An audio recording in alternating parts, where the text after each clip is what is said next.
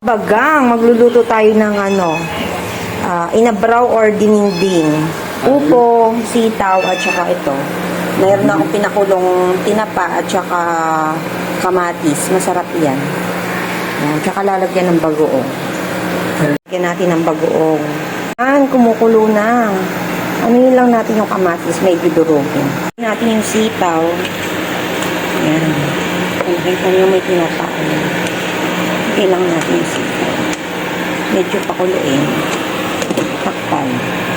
Tapos ilagay na natin yung upo. Ayan. Lang natin, takpan. Tapos hintayin maluto. Diba? Ang sarap. Dininding. Ang sarap ng dininding. Kain po tayo later. Yummy, yummy. Maluluto na po. Luto na po. Sarap-sarap. Yummy, yummy. Yung asawa ko ayaw niya amoy. Thank you, Lord, sa gulay. Galing sa Kalawagan. Yung upo, galing kay Ninang Merly. Thank you, Lord, sa pagkain. Tayo mga kabagang yummy gulay. Masarap. Ngayon pa lang ako muna ng halian. Kasi ngayon ko lang naisip na iluto ito. Sarap.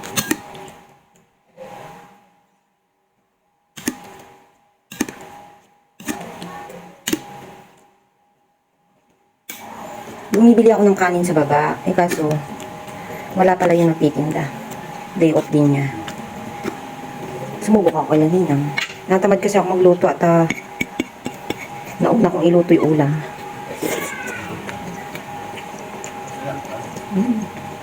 Sarap mga kabagang.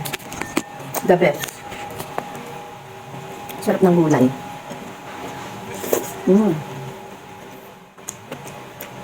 Tapos ito lang.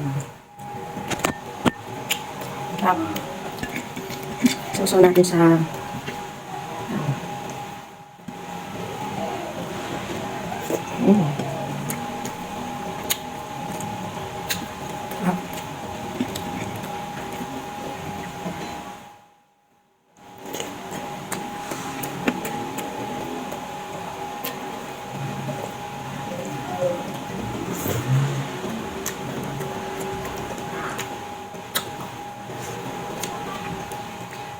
namoy ni Morris, ayaw niya amoy.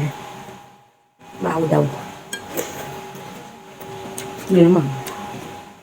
Sarap-sarap nga eh.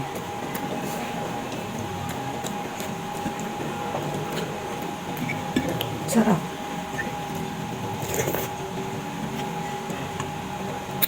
Tapos maliligo ako.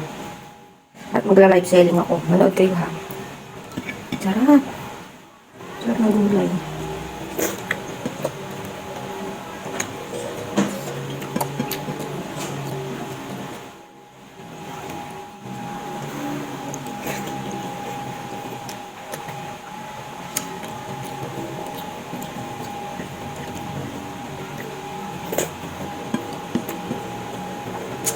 Kahit ganito lagi ulam ko, okay lang. Sarap. Nabubuhay ako. Ganito ulam. Araw-araw.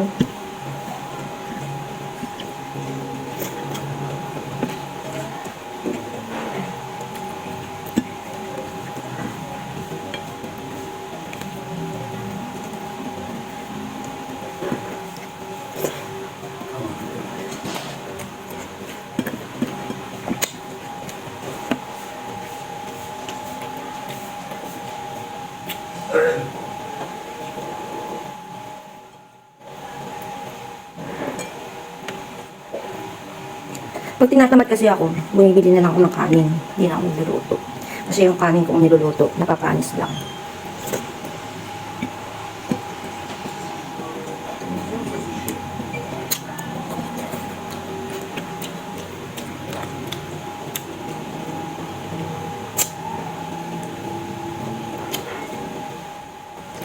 Sarap. Pati yung tinapa ang sarap. Hindi ko yung saan eh.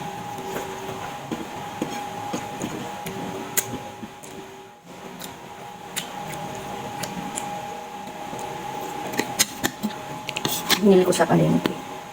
Sarap. Sarap ng ganitong ulam.